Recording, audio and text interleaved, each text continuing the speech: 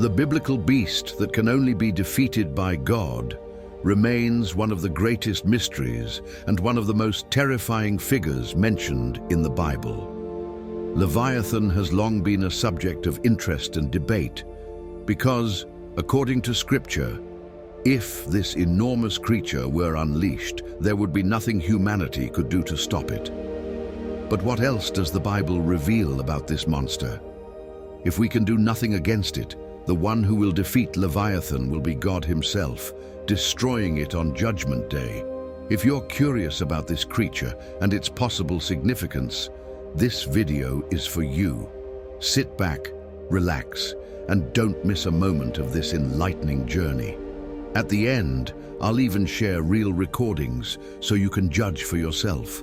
Leviathan is a mythological creature mentioned in the Bible, specifically in the Old Testament. It is described as a massive sea monster, symbolizing chaos and destruction across the world. To delve deeper into this topic, we must return to the very beginning, the book of Genesis. This text indirectly suggests that God created this being on the fifth day of creation, as written in Genesis 1:21. And God created the great sea creatures and every living thing that moves, with which the waters swarmed according to their kinds, and every winged bird according to its kind. And God saw that it was good. This verse invites us to explore the text further, where it is implied that Leviathan lies hidden and dormant in the waters. The book of Job, chapter 3, verses 7 and 8, mentions those who are ready to awaken Leviathan. It is believed that this beast sleeps, but imagine for a moment if it were to stir or appear. It is written that this could bring great peril to the world, or even destroy it entirely. Leviathan is often associated with the future and the end times, but also with the very beginning. The fact that this creature is hidden in the waters holds significant symbolism, as Genesis 1:2 states, "Now the earth was formless and void, and darkness was over the face of the deep, and the Spirit of God was hovering over the face of the waters." The detail that Leviathan is concealed in the waters connects not only to its presence at the end of times, but also to its existence from the beginning. Before continuing, did you know that the Bible mentions the existence of two Leviathans at the beginning, one of which was destroyed? Psalm 74:13-14 says, "You divided the sea by your might. You broke the heads of the sea monsters on the waters. You crushed the heads of Leviathan. You gave him as food for the creatures of the wilderness." The mention of Leviathan's heads suggests it was a multi-headed creature. This detail adds to the fascinating and mysterious nature of Leviathan, whose origins are rooted in ancient times and whose meaning varies depending on context and perspective. Leviathan challenges us to reflect on the roles of God, humanity and nature in the world, as well as the boundaries between good and evil, order and chaos, reality and fantasy. Moreover, it foretells of another Leviathan to be defeated by God on Judgment Day. In the book of Job, Leviathan is specifically described as a creature so fearsome that no one would dare to face it. It is depicted as an immense being, the kind one might only imagine in their darkest nightmares. Job 41:1-6 says, "Can you draw out Leviathan with a fishhook or press down its tongue with a cord? Or can you tie its tongue with a rope? Can you pierce its jaw with a hook? Will it beg you for mercy or speak to you with gentle words? Will it make a covenant with you to take it as a servant forever? Will you play with it as with a bird, or will you trade it for your merchants? Can you cover its hide with harpoons or its head with fishing spears? Lay your hand on it. Remember the battle and never do it again. The hope of capturing it is in vain. Anyone who attempts will be thrown into despair. Who can awaken it? No one on earth."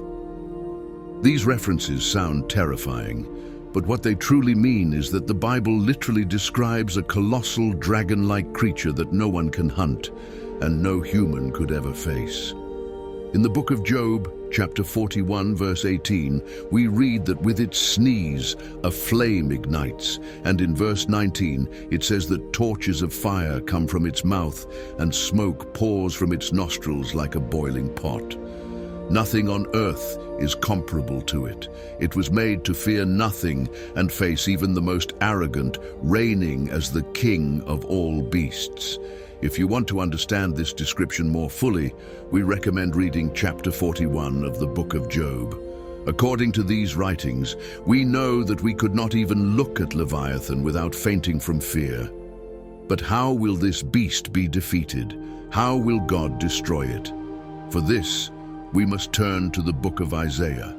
Chapter 27, verse 1 tells us, "In that day the Lord will punish with his sword, hard, great, and strong, Leviathan the fleeing serpent, Leviathan the twisting serpent, and he will slay the dragon that is in the sea."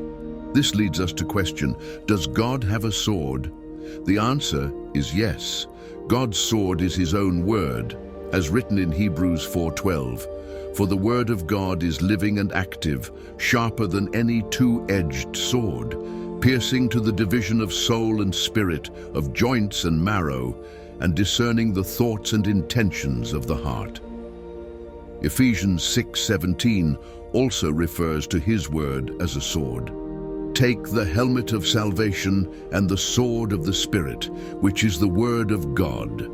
Thus, on that day, God will destroy Leviathan with only his word. Without that, the creature stands no chance against its creator, according to the sacred scriptures. This topic continues to stir much discussion. Could such a creature exist, and if so, where could this enormous beast be hidden? It is written that Leviathan lives in the depths of the sea. In Psalm 104, verse 26, King David, speaking of the sea, mentions, "There the ships go to and fro, and Leviathan, which you formed to frolic there." As an interesting fact, Antarctica, the fourth largest continent, also known as the ice continent, is the largest landmass ever seen by humans. Its extreme temperatures make this place largely unknown, and many terrifying data have been recorded that remain a mystery to this day. One example is the case of Julia, a loud sound from Antarctica recorded on March 1st, 1900, according to NOAA, National Oceanic and Atmospheric Administration. Though its origin is unknown, it is speculated that it was caused by a massive iceberg breaking off and falling into the sea. I'll let you listen to this peculiar sound. Leave your thoughts and comments, and we recommend using headphones.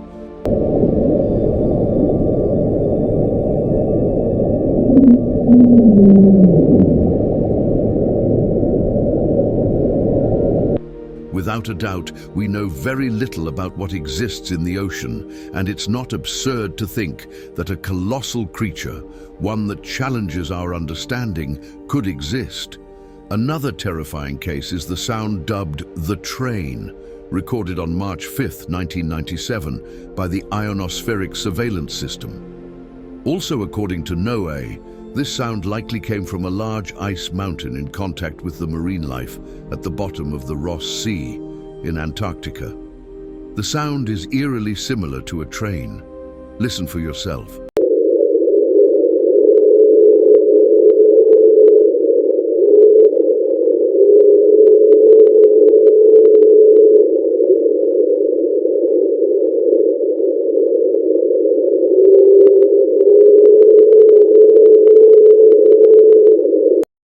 This sound sparked much controversy because it originated from a mysterious noise detected at the bottom of the Pacific Ocean, known as the bloop, captured via underwater hydrophones separated by about 3,200 kilometers.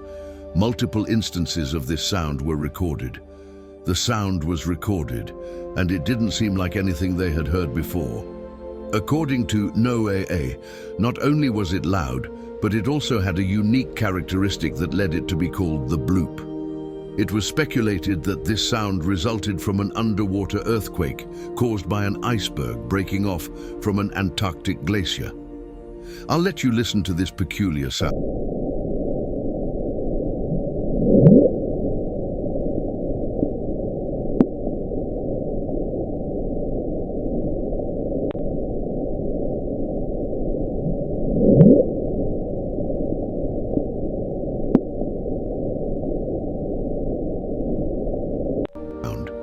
Leave your thoughts in the comments. Many other sounds have been recorded, but as the last example, we have the sound dubbed slow deceleration, recorded on May 19th, 1997. It received its name because the frequency of the sound decreases slowly over approximately 7 minutes. According to NOAA, this noise is caused by the movement of ice on the ocean floor near Antarctica. Listen for yourself.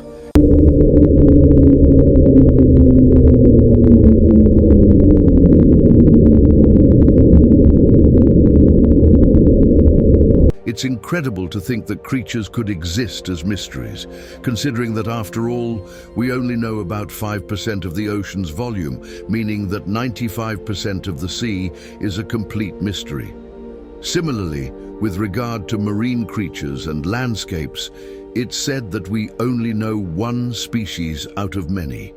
What is clear is that God will defeat Leviathan at the end of times. As mentioned earlier, this subject continues to be a topic of conversation and debate among many people. What do you think about all of this? If you enjoyed this video, just imagine what else we can explore. Each story we share is a new opportunity to unravel mysteries, change our perception of the world, and progress on our journey. Don't miss out. Subscribe to the channel now to not miss any of our videos. If you like this video, it's very important to us because it helps us reach more people with these powerful messages. Leave your reflections in the comments below and share this video with friends and family so they can learn more about these extraordinary stories together. We'll continue our journey in search of wisdom and inspiration. See you in the next video, and may God bless you.